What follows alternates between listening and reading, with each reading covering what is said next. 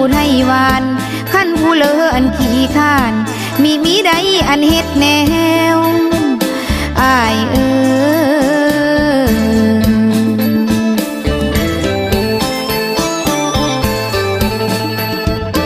จากกินทงนาน้อยอ้อยหนู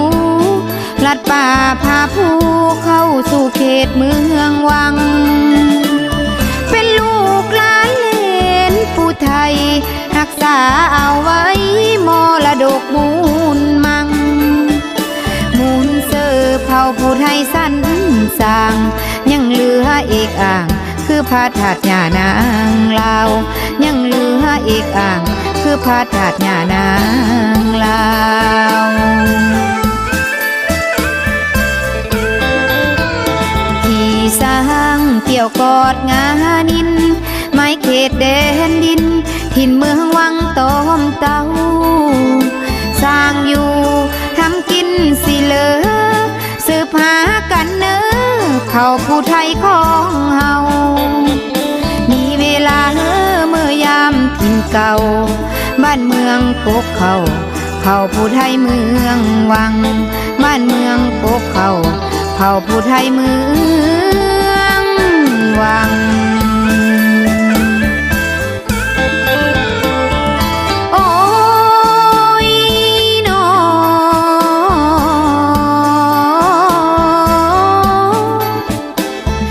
ทา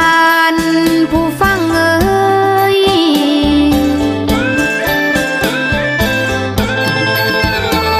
ใส่ยาสุไลยันลืมหิมหีด12ของ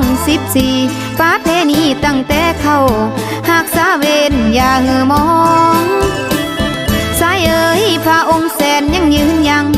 ผู้สร้างแห่ตั้งตางานด้านนางอ้อยคอยท่าเจ้าด้านสาวให้คอยท่าสู้ป่าเลอแล้วสิเต้าคืนป่าเลอแล้วสิเต้าคืนเจ้า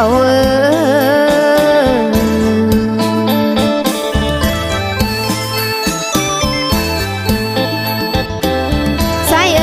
หอดย่ำไขประตูเราข้าวเดือน3ขึ้น3คำเราให้งามตั้งท่าเจ้าฝ่ายผู้แขนไก่บักโจรเอิ้นควันอายเต้าเงิน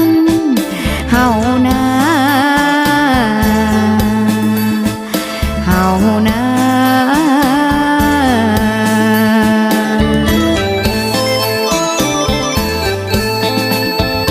เสบายไหลลงสู่เสน้อยเสียงน้ำอินอ้อยลอยตกตาดต้นแกงยามแลงบ่าวสาวบางคำขับปอมเสียงลำเสียงพินคำแรงสาวลงพวงบ่าวเป่าแขนแสวงกลางคืนเดือนแจ้งสาวเข็นฝ่ายแกว่งลาออดอ้อนอ้ายมาสร้างสาเมืองวังออดอ้อนอ้ายมา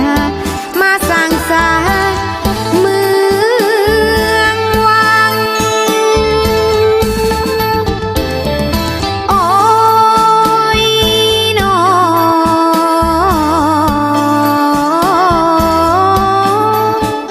อ้ายบ่าวฟังลำ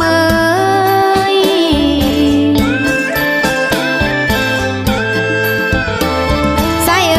พ่อเตมาดอกถึงนี้เสียงผู้ไทยเสียเอิ้นสั่งสุขสมหวังเด้อพี่น้องผู้ไทยคอยสิต้าวลงผู้ไทยน้องสิต้าวลาหันแล้วลาแล้ว